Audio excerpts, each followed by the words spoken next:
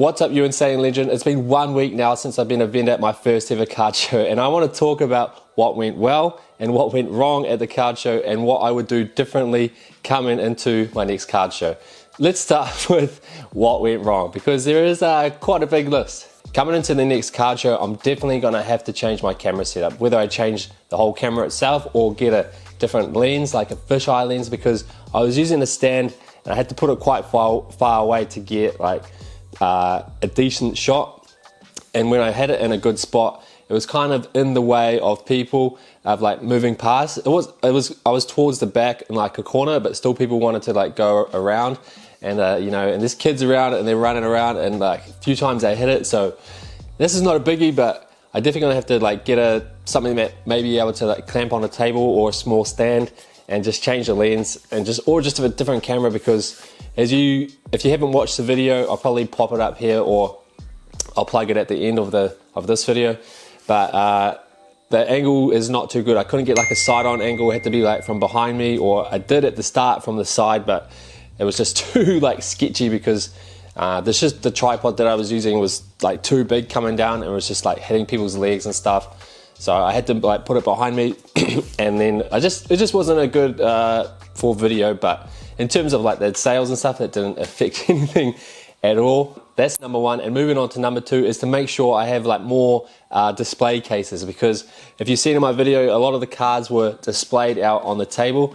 And yes, of course, Pokemon, you know, and like trading cards, it attracts a lot of kids. So, and they come along and bash their hands on the table, spread everything around. It's just going to make it a lot more easier, and plus it'll be a lot more better for security, and just like so I don't have to keep watching, and my girlfriend doesn't have, or whoever's with me doesn't have to pay like too much attention or just be too stressed about the cards like disappearing. Pretty sure there was no stolen cards, but I thought there was, but there wasn't, because I watched back the video and I thought, I'm missing that card. I ended up selling it, and that was crazy because it was just very hard to maintain like what I had sold and what not. But we'll talk about that in a second too. But yeah, that was another thing. Cash, I did have a lot of cash, but not a lot of different types of cash. So I had a lot of like 50s. So in terms of change, I need to make sure I've got diversification and change. And just like coins and whatnot too. Yes, we got coins here in New Zealand. We don't all have bills. But yeah, that was another one. Because I soon ran out, but I went up to other vendors and got some more change, so there wasn't too much of a drama. But then like if I had to like, you know, give people a better deal for them, which is fine for them. It's only a couple of dollars, but you know, a couple of dollars added up over 50 times can be $100 easy like that. So just that's another thing to do. And just if I was like buying as well, just to have that correct change. But there was people doing bank transfer, and that brings me to my next one. We mainly do bank transfer here in New Zealand. PayPal, yeah, but it's just not so like known, and not too many people use it. So I had it down on a clipboard. Probably next time I'm gonna put it on the like front of the table on both sides, just in case they can just see my name straight away. Yeah, I did have that sorted out, but I didn't bring it. But yeah, I'm just gonna put it on both ends of the table, so I can just point to that and just be much easier. I had it on a clipboard and I was passing it to people, and it was quite big, and sometimes I put it on my on top of my display case, and then that was covering the cards. So yeah, that would be another thing I would do differently. And the biggest thing I'm going to implement into my next trading card show is to make sure I write down everything that I sell. Granted, it was super busy, so as soon as I did a deal, I was straight on to the next one. I did have a list of every card, well, all the big hitters that I was taking in like on a piece of paper, but I was straight into a deal and then into another one, and like that happened like maybe 4 more deals, and then I forgot what I sold the first time. I didn't want to be like, hey, give me a second, find the card and write it down. So what I think I'm gonna do, I did the best I could do on the day, me and my girlfriend, but I just, whatever I like, I sell, I'm gonna write down just sell, or just minus 70 or plus 70, because I'm selling, so I'm making the money. And if I do a buy, just buy, or just plus again, or sorry, minus like whatever the money is. And then I do trades at 80, so if I do a trade, I'll trade like what value I did, and then like plus or minus if I sold. So plus if I got money, and then minus if I sold, gave them cash for like trade on top kind of thing. And yeah, I'm just going to do that so that way I can just have a good indicator of what I sold and what I made that day, because it was so crazy, man. But crazy is good. It was super busy, making $2,350. This is like pretty much guess, but I wrote it down, and there was a few sales that I didn't do. And then it was a bit easier to know how much I made, because like I had X amount coming into my account, and then I also had like, I took X amount of cash in, so it was easy to figure that out and how much I had spent on that day too. But yeah, it was it got a little bit just scrambled up, so I need to figure out a system. If you know a system, or if you've been a vendor, how do you do it? Because it was just too hard to like do the sale, write it down, because sometimes people bought like 6 or 7 cards at one time, then straight into another deal. And yeah, it was pretty busy. Like some people were just cutting in front of people. So oh man, it kind of should just like all go one way, but there was people coming from one way into another. But yeah, that was another, like, not an issue, but really need to get on top of that one, just to, you know, for the business, just to keep a track of everything. I do have a collector app, and then I went through what I had in my collector, but then also I did like a lot of buying, a lot of trading, so just need to be on top of that very, very strictly. Now, I also made the mistake of not buying enough. I know you're probably like, bro, you spent $1,800 there. That is enough, but man, there were some good cards I passed up on, and I was just a little bit nervous sometimes, because there was a point where I was just buying, and I was getting a little bit worried. I was like, man, I'm here to sell and make money, but I should have just kept buying, because there were some good deals going around and there were some good cards. And then chances like that don't happen a lot in New Zealand. There's not many trading card shows, so I should have jumped on and like followed my gut a little bit more. My girlfriend was like, bro, why are you buying so much? But yeah, I just should have bought more, just to have more inventory, because I went with my gut, and what I did buy, I've pretty much sold it all this week. So damn, I need to buy again. So yeah, I should have bought a lot more, but you know, this is going to be all coming into the next card show. I'm going to be a lot more prepped. Hopefully I can get into the next one, which is down in Wellington, in the next month or so. But damn, I should have bought more. We should have bought more water. So I had to send my girlfriend out on a mission to get more water, but again, that one is not a very big issue. But yeah, we were parched, and it was super hot in there. As you can tell, I took off my shirt and put my singlet on, because I knew it was going to get hot, but it was just so muggy and stuff in there. Sorry, just coming from the gym and a little bit sweaty and whatnot. Back to the money thing. Sorry, I should write some notes down, but just as always, all my videos are always off the cuff. Have 2 different types of like, 2 different things that can hold money. I just had my wallet. I did have a satchel. I got it from my mum, and the cat had pissed on it, so it stung like cat piss. So I'm not gonna fucking wear that at the card show. But just so I don't have to ask Maddie to give me back the wallet and so forth, and the wallet is just like a little bit tacky. Just pulling out of my wallet of my pocket each time.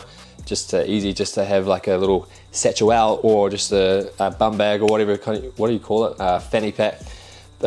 Just have one each. So because Maddie at the start was a little bit like hold offish on doing deals, which is fine, but then she got pretty into it and started selling while I was selling at the same time, and then we just had to go back and forth with the wallet, which was pretty stupid. So definitely 2 of those. What else happened? There was lots of stupid things that happened. Definitely just the biggest ones were, yeah, just the display case, but they do cost money, but I could only find one at the time. I probably could actually make one, to be honest. Should be pretty easy to make. And then yeah, definitely just the money situation, and buy more cards.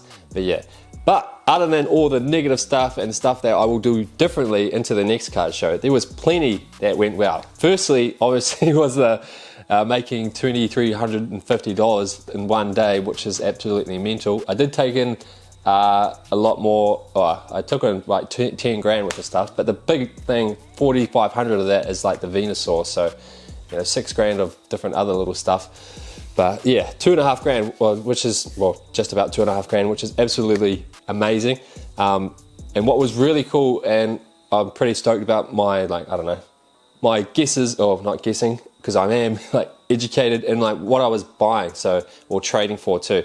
So when I was buying, I did some sales pretty much straight away. So I'd buy something, 2 minutes later I would flip it. It was actually one deal where I bought off this guy and I had got his card and I put it down, and then there's a person right next to me and he's like, oh, how much is that?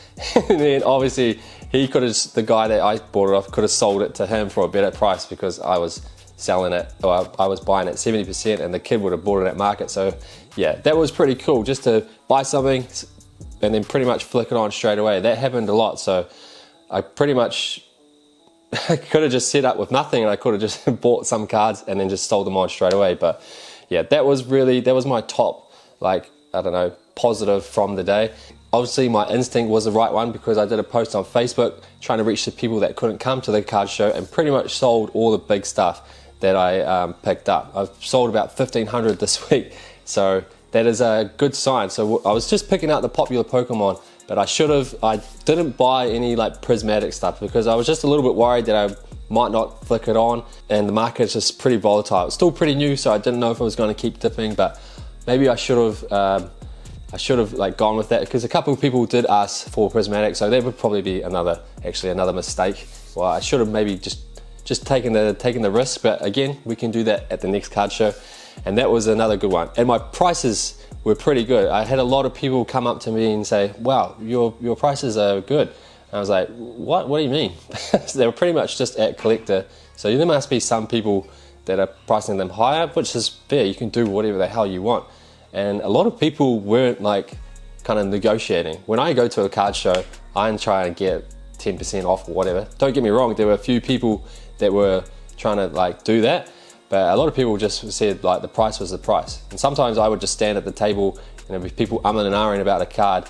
Like I'd try and buy it 70%, so if I can get 5 to 10% off, I'm still making a, I don't know, 20% margin on it. So there's a few people who come up and like, oh, I kind of want that card. Let's say there was one for $94, the Celebi V Max or Alt Art.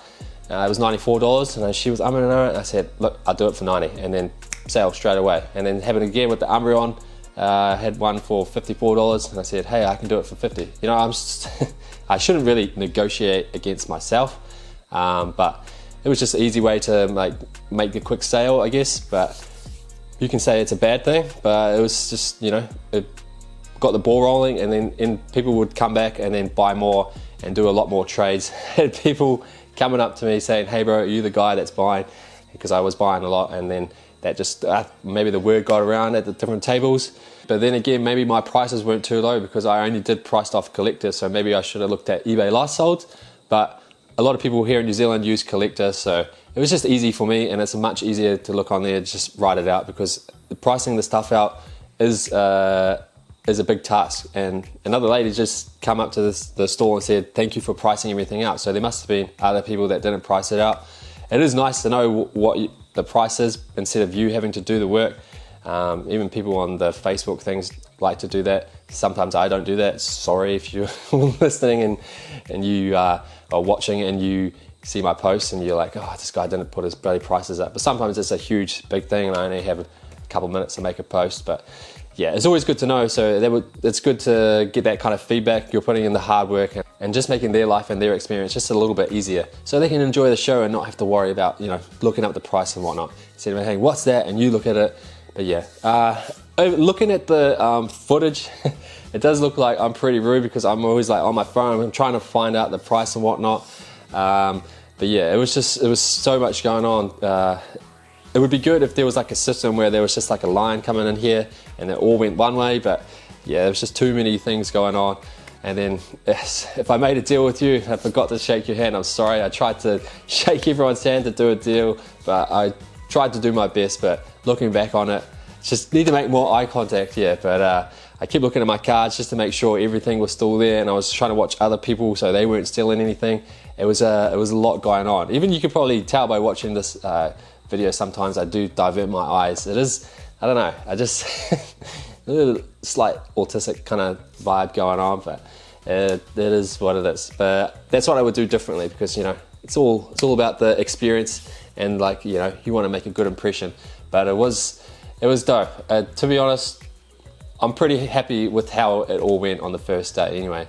I went with my gut on a few things and just having to make the negotiation skills, and we came out on top, even though at the end I did buy $1,000 worth of booster boxes, but those are for the personal collection. But yeah, if you've watched the video, or if you haven't, let me know if there's any feedback that you would do, or if you're at the show, give me if there was something that you would do differently. Yeah, give me some feedback. Definitely do need some different cases, just the money thing, having the two like bank transfer things there, more water, a different setup for one, maybe a different camera, maybe like a GoPro or something. If you do vending, if you're a vendor, what kind of camera do you use? And oh yeah, and just when I was like showing the camera my cards, I didn't have my bloody like lens flipped around, so I didn't know what it was looking like. So just noob stuff that I would usually do, like I'm doing right now. But yeah, you'll see that if you haven't watched the video, and if you haven't, I'll put the video up here.